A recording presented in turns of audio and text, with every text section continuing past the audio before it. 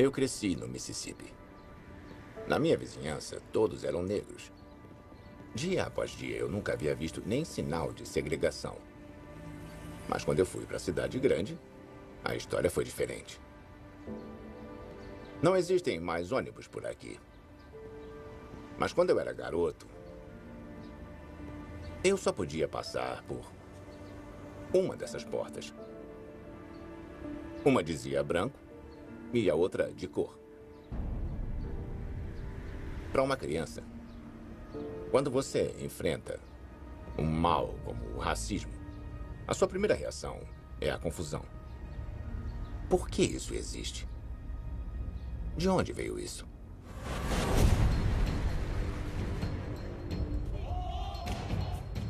Com toda a nossa capacidade de fazer o bem, o desejo de fazer o mal tem atormentado a história humana.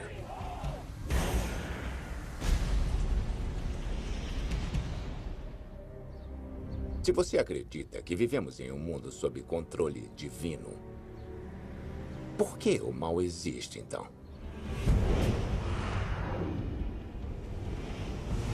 Eu estou embarcando em uma jornada para tentar entender a existência do mal.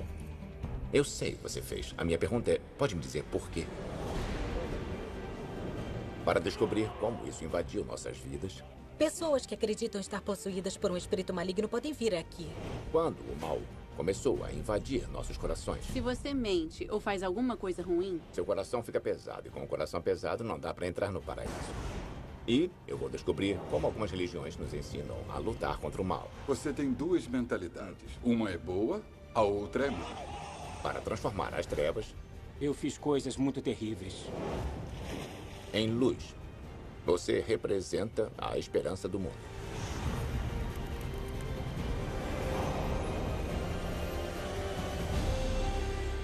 A história de Deus com Morgan Freeman. Por que o mal existe? Para entender a existência do mal, nós precisamos saber de onde ele vem.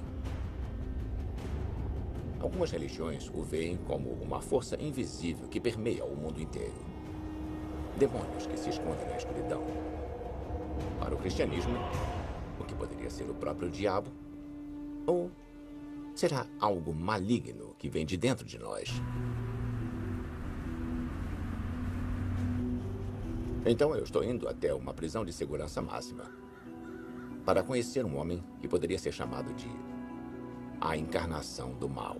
Então, Kent, você já esteve cara a cara com o mal? Eu conheci algumas pessoas que fizeram coisas bem ruins. O neurocientista Dr. Kent Keel está tentando identificar a fonte do mal dentro do cérebro de assassinos psicopatas. Eu quero entender por que as pessoas fazem coisas tão ruins. E saber como ajudar a prevenir isso um dia. Obrigado. Eu estou prestes a conhecer um dos mais notórios pacientes do Dr. Keel. Ele está cumprindo prisão perpétua. O advogado dele me disse que este homem estuprou mais de 24 mulheres. E assassinou 3.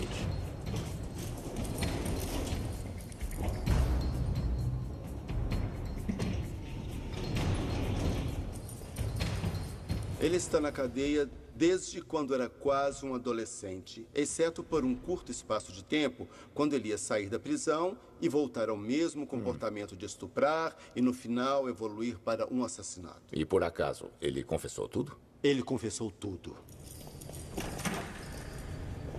Eu não vou mostrar o rosto dele, porque eu não quero dar mais notoriedade ao homem que cometeu essas atrocidades.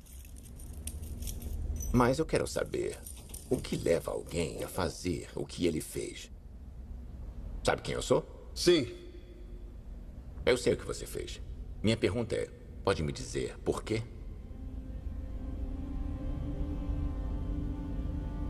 Foi uma coisa de momento.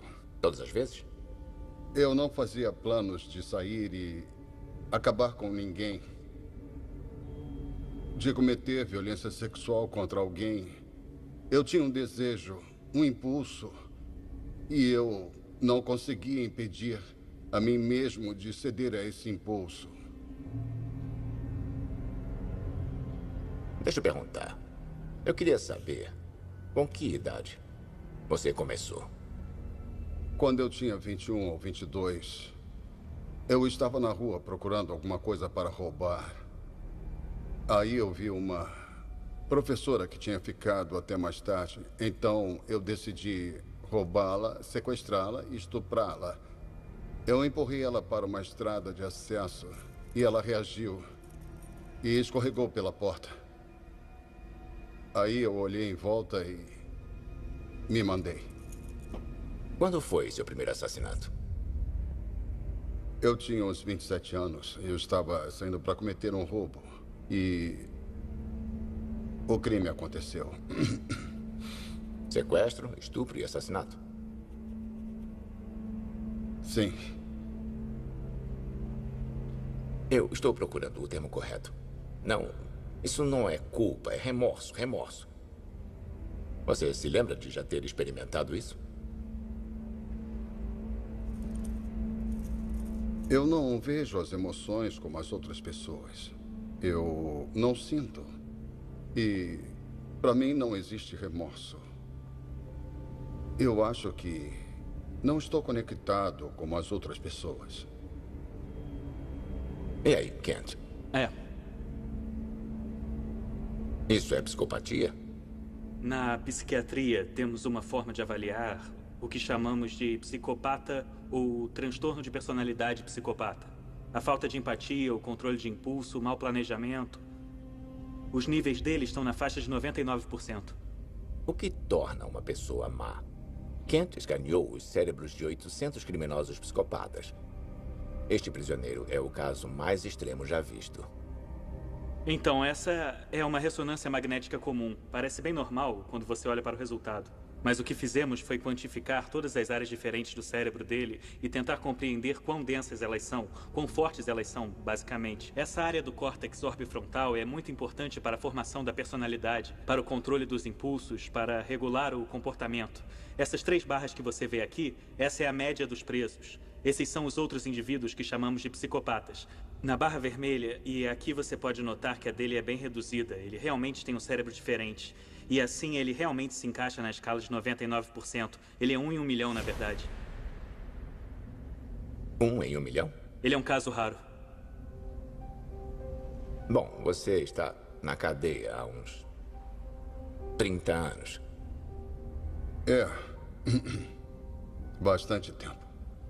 E se eu disser que conheço uma forma de você sair, você aceitaria? Eu aceitaria. Mas desde que eu cometi aqueles crimes, eu ainda tenho aquela... possibilidade. Capacidade.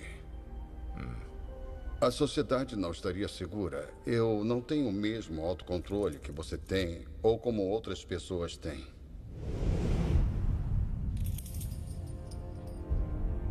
Esse é um homem mau. O mal personificado. Neurocientistas dizem que o comportamento dele é resultado de má conexão neural. Mas a questão é que, mesmo assim, ele ainda não poderia ter uma escolha. Ele não poderia escolher não cometer crimes hediondos.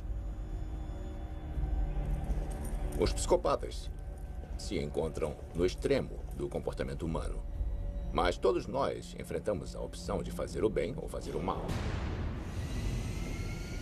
E há milhares de anos, temos lutado contra esses impulsos.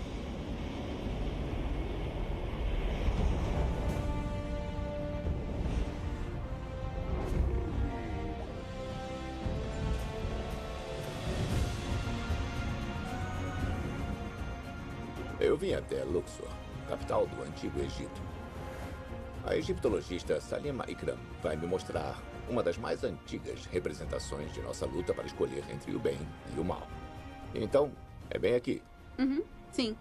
Todo o Oriente, até a parte do outro lado do Nilo, a leste do Nilo, sempre foi o mundo dos vivos. E por ali, você tem o mundo dos mortos, a oeste. Literalmente. Só tem tumbas. É. São todas tumbas e eu quero te mostrar uma, em particular. Essas são as tumbas dos nobres. E logo virando a esquina do Vale dos Reis, é o lugar onde Tutankhamon foi enterrado há mais de 3.000 anos. Essa é a tumba de Mena. Mena. Uhum. Vamos lá.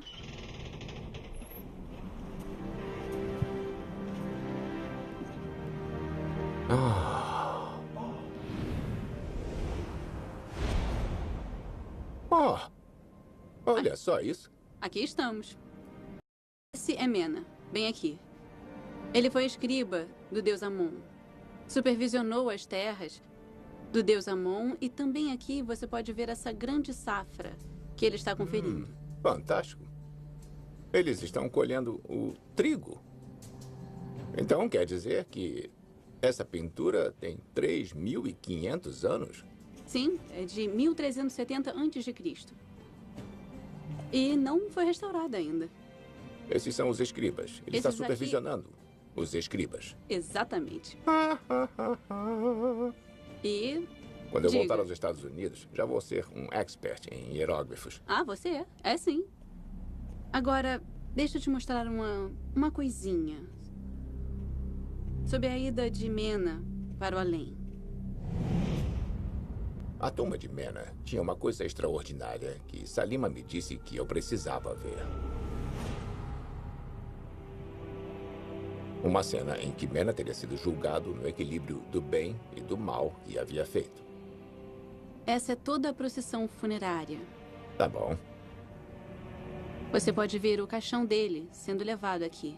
Esse aqui é o caixão dele? Uhum, esse é o caixão dele. E então, ele é trazido até aqui, por fim, diante do deus Osíris.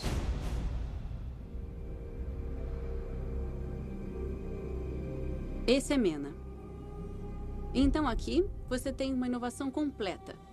Essa é a primeira vez que você vai ver isso em um túmulo privado. E essa é a cena da pesagem do coração. E aqui, ele está sendo julgado para ver se ele era bom ou se ele era mau. Na frente de Osíris, o deus do submundo, o coração de Mena é pesado com a deusa da verdade, Mat. Enquanto Tot, seu marido, escreve o julgamento. Então é quase como se fosse... É um resumo para ele. Isso, um resumo. Então, se você mente, rouba, trapaceia ou faz alguma coisa ruim, a coisa toda, de fato, se reflete no seu coração. Tudo aquilo pesa sobre o seu coração. O coração fica pesado. Isso deixa meu coração pesado. Sim. E com o coração pesado, não se entra no paraíso. Exatamente isso. Não seria capaz de subir, basicamente. Muito bem colocado. Então, nessa descrição, o coração dele está em equilíbrio. Não é? É. Ele é legal. Muito legal. Tá. Bom para a vida após a morte. Você poderia pensar que esse seria o começo, pelo menos de alguma forma, da ética judaico-cristã em termos de bem e de mal. Basicamente, eu acho que a religião moderna tem suas raízes nessa ideia de moralidade. E de que qualquer coisa ruim que você faz é refletida e pode ser julgada de alguma forma. Os egípcios eram bastante literais. Eles disseram que você pode julgar através do coração, mas mesmo agora, quando se diz ele é puro de coração, significa que ele é uma boa pessoa. Claro. Durante os séculos depois de Mena, a ideia de recompensa eterna por virar as costas para o mal se espalhou em toda a sociedade egípcia. E, a partir daí, ela pode ter se firmado no judaísmo, no cristianismo e no islamismo.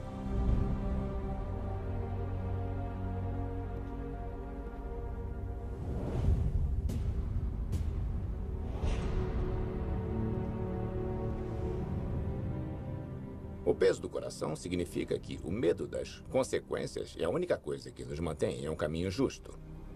O que nos faz pensar que somos essencialmente bons. Ou essencialmente maus.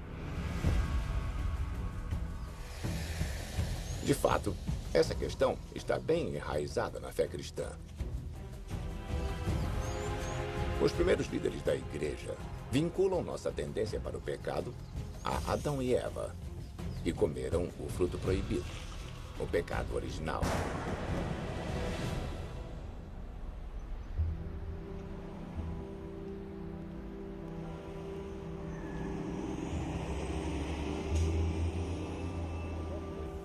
Eu fui encontrar o reverendo batista e teólogo Cutter Calloway para descobrir se o pecado original significa que todos nós somos maus de coração. Olá. Oi, prazer em conhecê-lo. Obrigado. Pode sentar. Obrigado. Que livro você estava lendo? Os primeiros capítulos do Gênesis. Era exatamente sobre isso que eu ia falar. E o que eu quero falar é sobre pecado. O que é o pecado original? Olha, é uma boa pergunta. Para a tradição cristã, o pecado original foi meio que cunhado. É um desejo primitivo, que todos nós temos, e isso é um desejo humano. Ou um impulso, porque Adão pecou. O pecado original foi passado de uma geração para a seguinte, perpetuado, geração após geração após geração.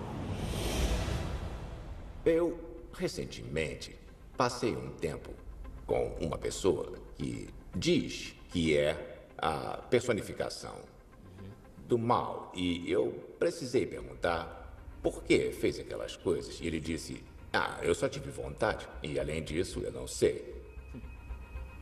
Esse poderia ser um mal inerente, não é? O que você viu poderia ser chamado de uma coisa demoníaca. Isso é demoníaco. Isso é demoníaco, mas eu acho que é importante para nós reconhecer que há um pouco dele em todos nós. E há algo inerente em nós que parece se desdobrar para a morte e a violência. Existe um diabo ou é só uma metáfora? É uma metáfora, mas o diabo também é real.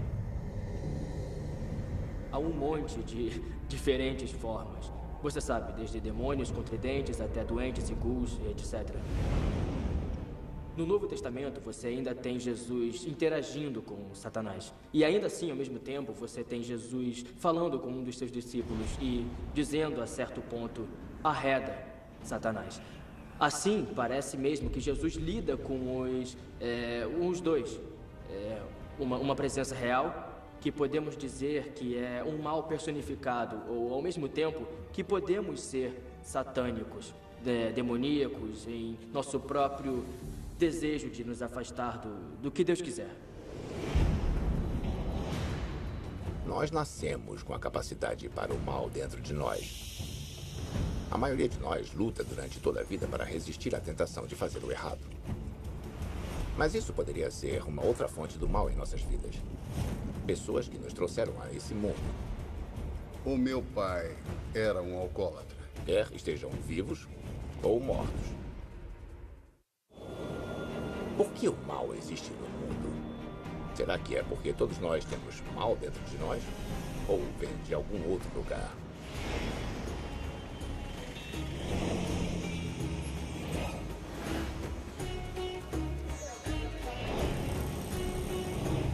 Eu viajei para a Índia para entender o que os hindus acreditam ser uma fonte do mal.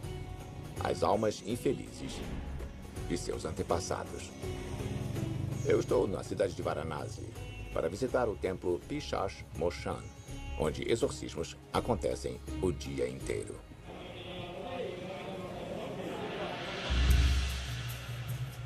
A minha guia, moradora de Varanasi e educadora V.A. Vidya, me apresentou ao sacerdote líder e me mostrou o Goblin, ou Pichacha, que dizem viver ali.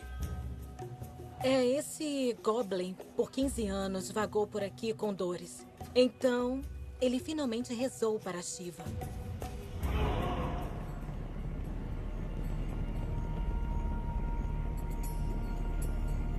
O grande deus hindu Shiva, através de um ritual de purificação que termina com um mergulho no lago próximo, imediatamente curou o Goblin de sua doença. Em troca, Shiva deu ordens ao Goblin para proteger as pessoas perto do lago de quaisquer outros espíritos malignos. Então, Shiva disse, Ok, você foi curado. Agora você vai ajudar todas as pessoas que sofrem possuídas pelo Sim. mal. Então, ele é um Goblin do bem. Sim, ele é um Goblin do bem. Agora, este lago se tornou um lugar de cura. Um paraíso para as pessoas que sentem que suas vidas estão assombradas por uma presença maligna. Então, aqui você olha pra água. É salobra, mas as pessoas acreditam que alguma Salobra? coisa vai... É o termo para isso? É, você conhece o ditado. A água limpa tudo. Tá bom, eu vou acreditar nisso.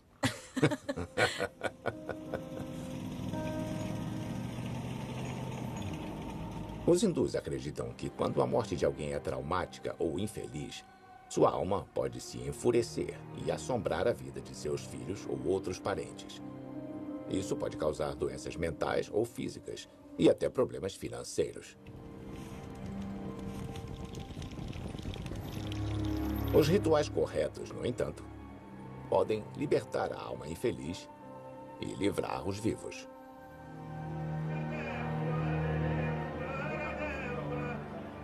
O que está acontecendo aqui? Aquele é o xamã. Ele está Ele preparando... está exorcizando? Isso.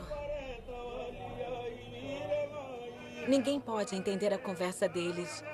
Estão falando em várias línguas? Isso, em línguas desconhecidas. E então o paciente responde, seja com gritos, em línguas ou tem espasmos. E então, finalmente, eles acreditam estar libertos.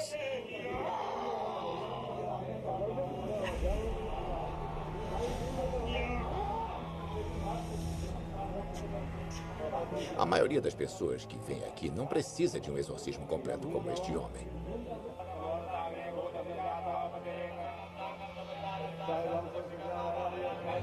A família Shukla é composta de clientes típicos. Eles estão tendo problemas de dinheiro e temem que os espíritos de seus antepassados possam ser a causa.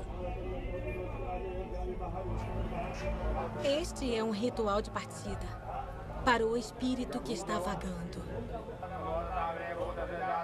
O que te dá a impressão? O que te faz pensar, será que os espíritos dos meus pais não puderam descansar? Remete a problemas pessoais. Alguma coisa está causando os problemas. Sempre que há uma perda financeira na família, doenças frequentes, sonhos ruins, tudo acaba sendo associado a algo espiritual. Para deixar os espíritos de seus ancestrais felizes, os Shuklas devem preparar uma boa refeição que seja abençoada pelo sacerdote. Eles oferecem mel, manteiga de garrafa, banana, frutas e tudo mais. E isso vai ser oferecido à alma do falecido, que vai comer a comida, então essa será uma refeição especial. Depois de receber toda a comida, eles oferecem uma lanterna, um guarda-chuva e um par de sapatos. Então, aqui, cada alma que partiu está equipada como um humano. Nós chamamos isso. O espírito é tratado como um verdadeiro humano. Os ancestrais recebem o que eles precisam para sua viagem na outra vida. Depois dos Shuklas depositarem a comida no lago sagrado e pregarem uma moeda nesta árvore abençoada, as almas infelizes de seus ancestrais são libertadas e as sombras do mal desaparecem.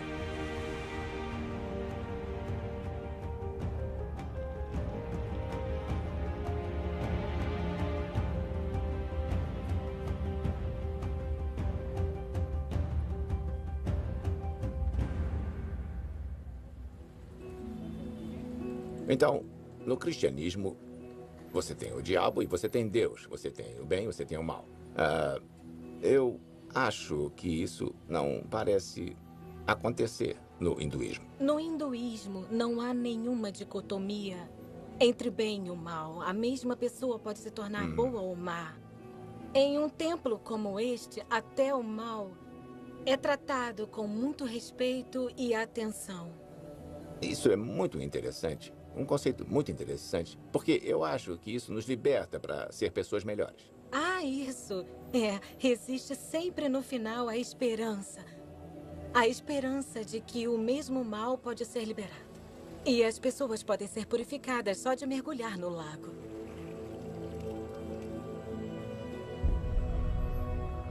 Eu estive observando as pessoas nesses templos, multidões de pessoas, na verdade, fazendo ritual após ritual, tentando ficar nas boas graças dos seus antepassados. Mas o ponto nisso tudo é que o mal não é desprezado. O mal é visto como um espírito que precisa de ajuda, que precisa encontrar paz. Legal.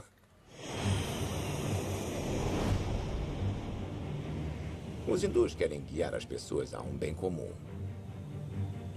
Essa ideia é também a base de outra fé. Uma das mais antigas e influentes religiões do mundo. Mas a maioria de nós nunca ouviu falar. Chama-se Zoroastrismo. Eu fui até o condado de Orange, na Califórnia, para conhecer o presidente do templo de lá, Arman Ariane. Bem-vindo ao templo zoroastriano da Califórnia. Obrigado. O zoroastrismo começou há 3.500 anos no antigo Irã. O símbolo central da fé é o fogo. Hoje existem poucos grupos de zoroastrianos pelo mundo, principalmente na Índia e Irã. Mas existem alguns na Califórnia. Este é o Templo do Fogo. Esse fogo fica sempre aceso? Esse é um símbolo do zoroastrismo. O fogo fica sempre aceso. Ele representa a iluminação. E quanto mais vocês estão conscientes sobre o nosso mundo, quanto mais você sabe sobre o que está à frente, melhores decisões você pode tomar. É como se estivesse andando com uma lanterna na mão. É. Uma luz brilhante na sua vida. Exatamente. Como funciona na crença zoroastriana a separação entre o bem e o mal?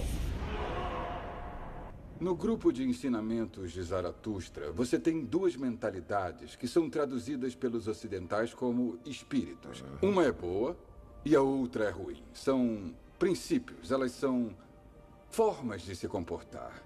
Então o lema zoroastriano é bons pensamentos, boas palavras e boas obras. O zoroastrismo é uma religião focada em derrotar o mal. Sacerdotes zoroastrianos usam vestes brancas e impecáveis, que, assim como sua chama sagrada, representam iluminação, o caminho longe do mal.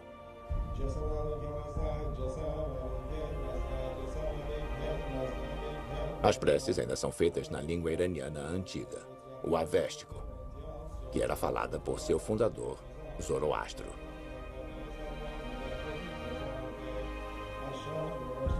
O professor de religião, Gregory Riley, tinha vindo estudar como as crenças zoroastrianas moldaram o judaísmo e o cristianismo, e como surgiu a ideia do diabo. O zoroastrismo antecede as religiões abraâmicas. Exato. Zoroastro postulou que, para derrotar o mal no mundo, era preciso haver uma batalha cataclísmica. E que Deus e o diabo iriam lutar. Isso é do Novo Testamento, não é zoroastrismo. Mas... Isso é zoroastrismo. Ah, é? E se você procurar na grande massa de religiões ao redor, não há diabo. Os israelitas, eles viviam sem um diabo até estarem na Babilônia. Os judeus conheceram o zoroastrismo e eles começaram a assimilar as ideias.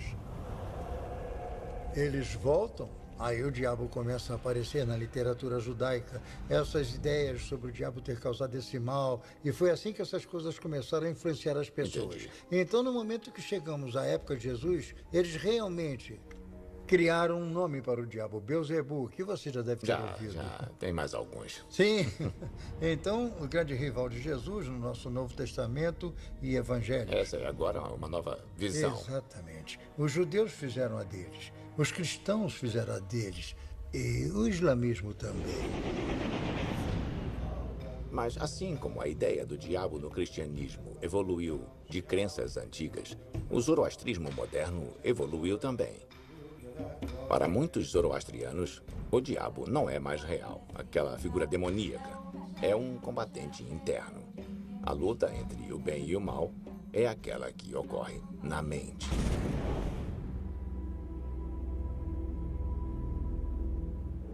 Então, o lema zoroastriano é bons pensamentos, boas palavras e boas obras. E a ordem é muito importante, porque você começa com um pensamento, você fala com isso com o mentor antes de tomar qualquer decisão. Assim, não entre em apuros. E não existe Satanás, não existe diabo, alguma coisa do lado de fora nos influenciando.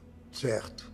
Significando, portanto, que Deus está presente em todos nós. Em todos nós.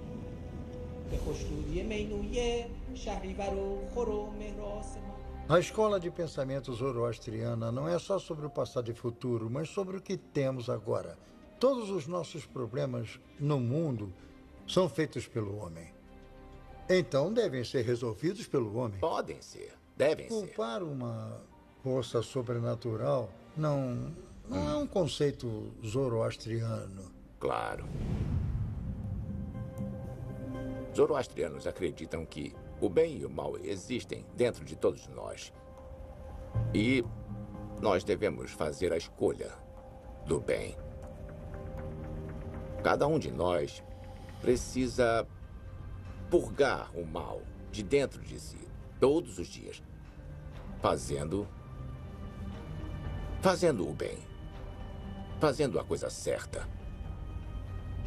Purgar o mal do mundo não é obra dos messias, dos reis, dos profetas. É o trabalho de cada um de nós. Seja alfaiate, açougueiro, vendedor, ator, quem quer que sejamos. Eu gosto disso. Mas é realmente possível vencer o mal sem a ameaça de um diabo real? Sem a ameaça de punição eterna?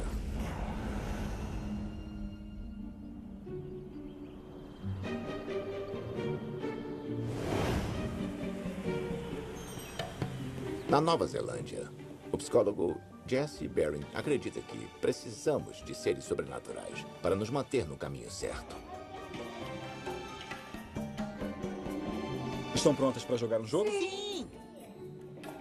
Jesse desenvolveu um experimento para testar essa teoria.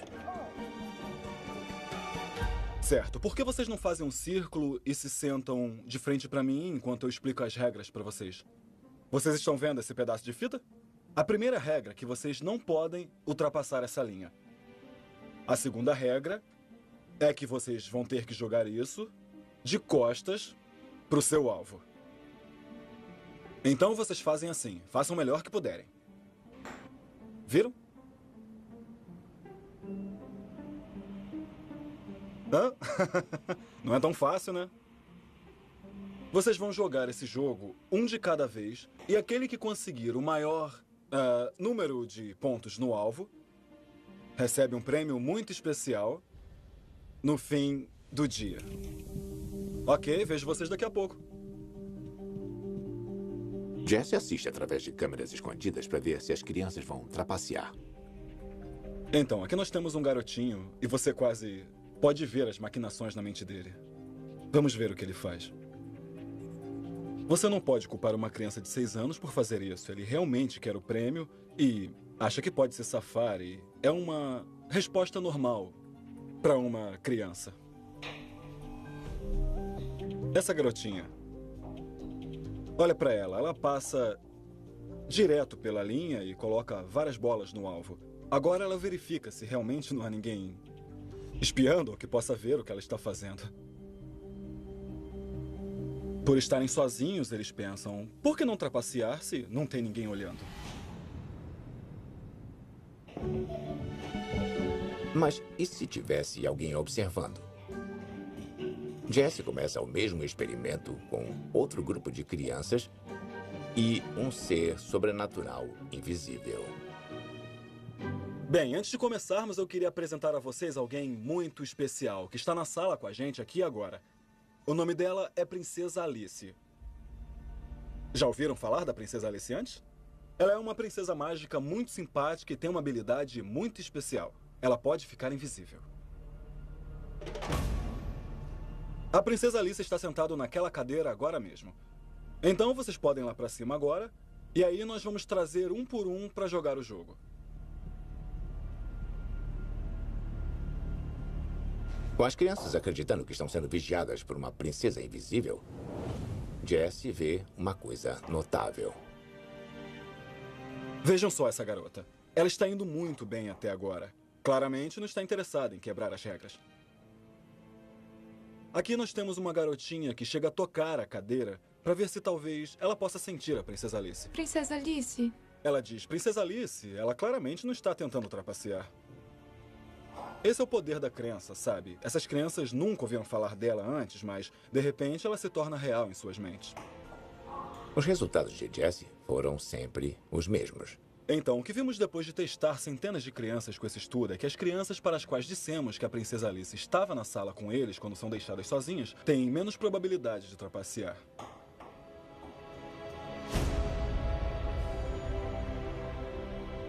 Ela está fazendo a mesma coisa que qualquer agente sobrenatural ou Deus faria numa dada sociedade. Ela está observando, ela se preocupa com seu comportamento social e, finalmente, a suposição é que, de alguma forma, ela agirá se eles violarem uma das regras.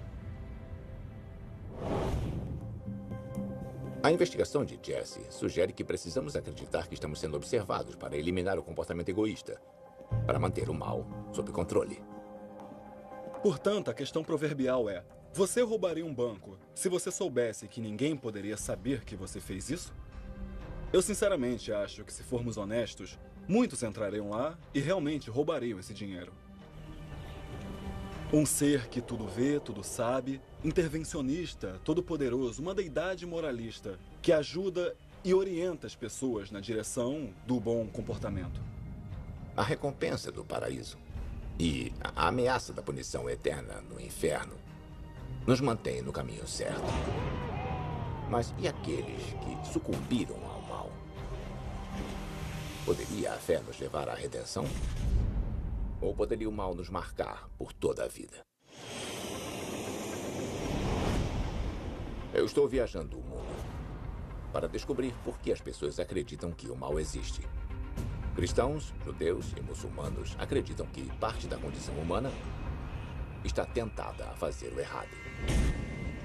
Muitas crenças nos incentivam a lutar contra a tentação, a pôr o bem maior à frente do nosso interesse próprio. Mas nós podemos realmente nos livrar do mal? Em Sarnath, na Índia, eu testemunhei como os budistas tibetanos se purgam de maus pensamentos.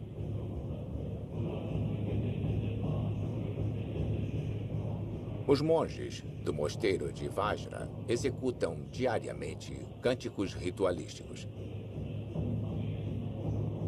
A música os coloca em um estado meditativo.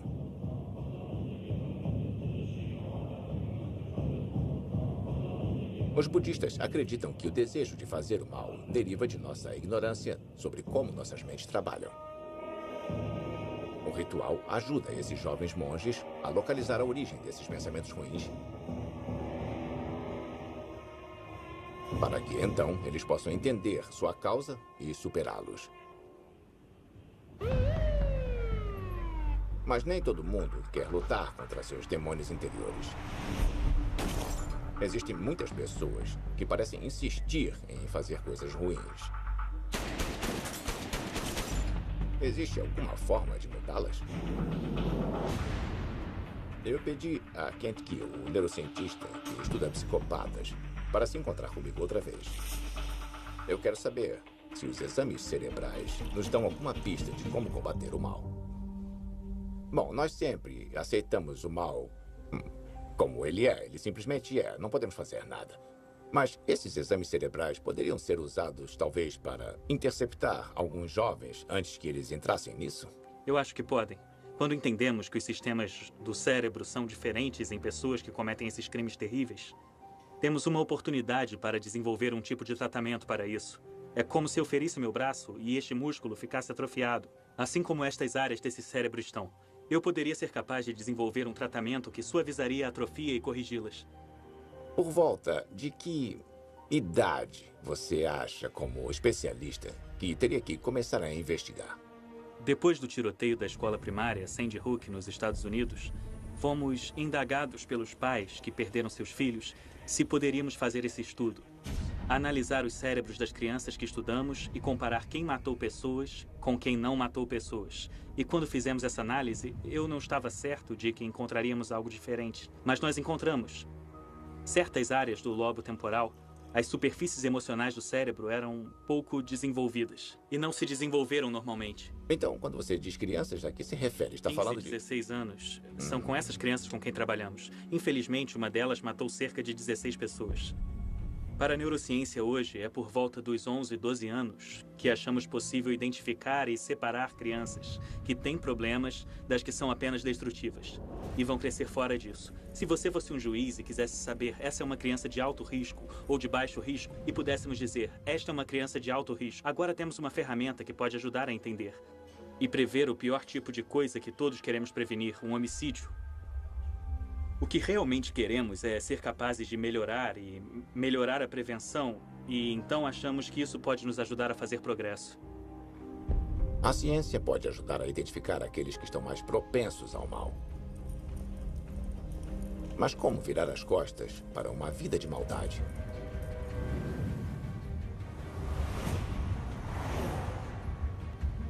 Eu vim até Los Angeles para encontrar um homem que limpou todos os vestígios de maldade da vida dele. Beleza, amigão. Terminei com você. Eu estou procurando Brian Widener.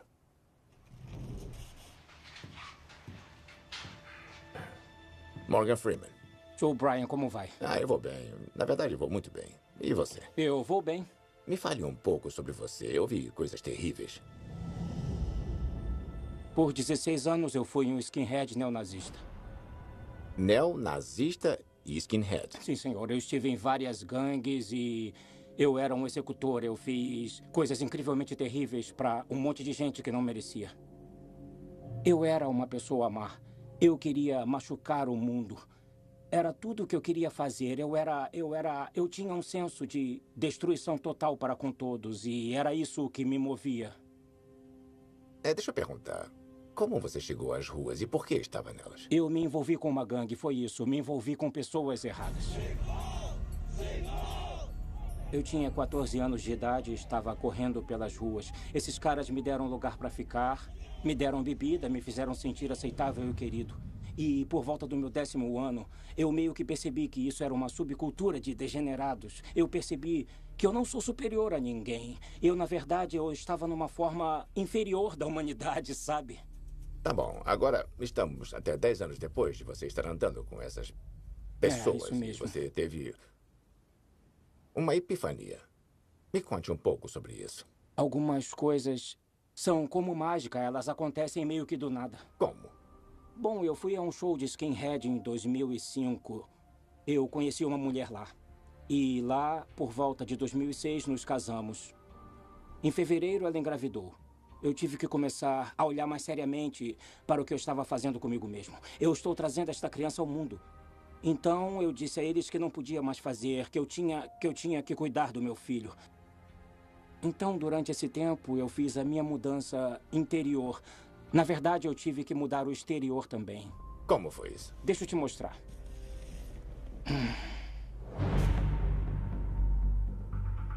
Era assim que eu costumava ser. O meu pescoço era completamente coberto, o meu rosto era coberto, só dava para ver uma parte. Eu não podia escapar da minha aparência exterior, mesmo achando que eu havia mudado por dentro. Eu entrei em contato com o Solter Poverty Law Center. Eles, na verdade, me encaminharam para onde eu fui capaz de conseguir ter as tatuagens retiradas do meu rosto. Bom, agora eu consigo ver pequenos indícios de cicatrizes. Mais como se você tivesse estado numa briga em algum momento e se recuperado. Não imaginei que tivesse removido tudo. Quanto tempo durou esse processo? Durou mais ou menos uns 2 anos e meio. Foram 25 ou 26 sessões, alguma coisa assim. A cada 2 semanas eu era queimado por lasers. Foi horrível. O meu rosto estava sempre inchado. Eu parecia o Homem-Elefante. Foi uma época muito ruim. Olha só, aqui tem uma foto minha durante o processo. Parece que levou um soco no olho. Parece que eu fui pego por um lutador de boxe. Foi como um acerto de contas. Eu encarei isso como uma penitência, Tomei a dor como um lembrete de que eu causei dor o suficiente e poderia sentir também. Você poderia descrever para mim o seu senso de si mesmo naqueles tempos, em termos de maldade? Olhando para trás, eu não tive nenhum remorso. Eu estava beirando a sociopatia. Eu não tinha sentimentos. Eu queria machucar o mundo. Enquanto eu estava no processo de remoção das tatuagens, eu encontrei Deus. Antes disso, eu era um pagão e a minha vida sempre foi sombria. Eu tinha um buraco na minha alma. Eu não sei exatamente o seu nome ou se é judaico-cristã, mas há uma presença divina no universo e isso se fez conhecer. Isso me ajudou a perceber que há o bem e o mal em todos nós. E o meu objetivo agora é, basicamente, quando eu deixar este mundo, deixar um lugar melhor do que quando eu cheguei. Tentar ser uma pessoa boa. É o que eu posso fazer e espero que seja o suficiente. Precisamos, algumas vezes, pensar que o mal apenas existe. Não há nenhuma esperança. Mas você representa a esperança do mundo. Isso é a transformação, a completa transformação que você mesmo fez. Com certeza. E para você ser capaz de mudar a si mesmo completamente desse jeito, isso foi muito, muito encorajador. Obrigado. E eu me sinto honrado em conversar com você. Obrigado. Bom, eu vou contar uma coisa que eu andei notando. Você é um cara bonitão. Obrigado. Você também é. Bate aqui.